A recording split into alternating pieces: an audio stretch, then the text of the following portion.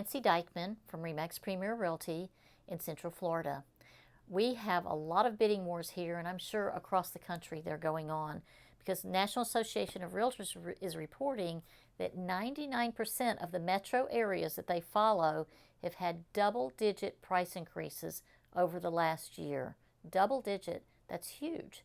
And the inventory is the lowest we've ever seen in the history of real estate for the amount of buyers that want to buy. So you may be having problems getting the home you want. So how can we help you to get the home you want in a time you want without giving up and waiting till next year? Because they're also saying that buyers are getting extremely pessimistic, and we don't want you to do that. We want you to get the home of your dreams. But let's talk about some of the things that are happening now. Is the offer that you're making always contingent on financing? And is there another way that you could do that? So you're getting outbid by buyers who are paying cash. And a lot of smart buyers have found another way to offer a cash contract and yet still use financing to purchase the home. So that is one way you could do that. Maybe you have a relative who could help you out, or you have some money in a 401k.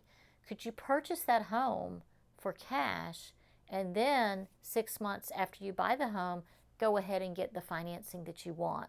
That is one thing that a lot of buyers are doing right now. They're learning that the financing contingency, particularly if it's FHA or VA, is holding them back from even being considered for that home. And that is strictly a seller's decision. The seller is sitting there wanting the highest price, a time for closing that would work for them, and they don't want any contingencies in their contract, and those are the types of contracts they're getting. So if you could find a way to offer cash, if you're completely pre-approved for a mortgage and you feel comfortable doing that, you could do that.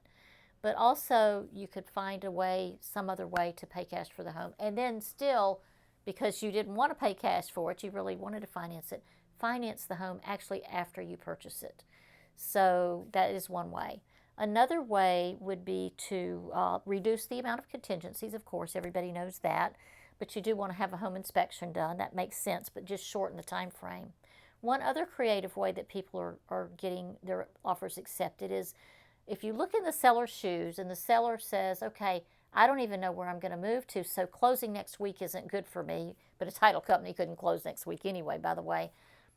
So they're saying, okay, I want time to move out after the closing.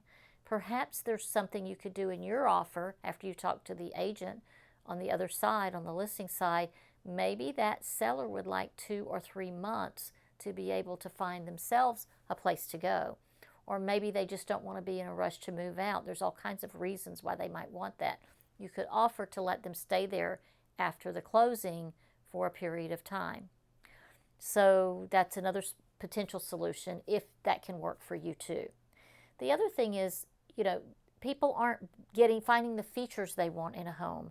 So maybe you could deal with a little less features. Maybe there's a feature that you could add after the closing.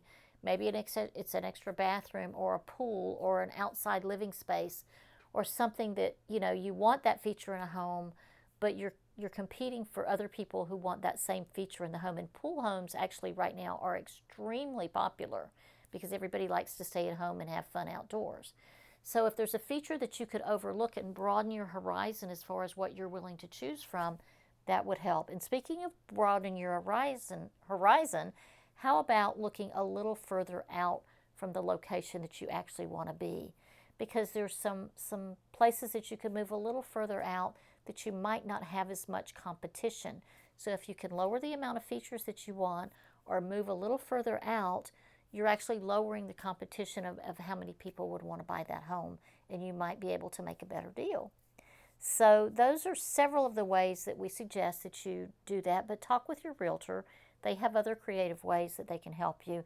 There's one thing that we should attach a caveat to, and that's when you attach a letter about why you would want to purchase the home, to tug at the heartstrings of the owner.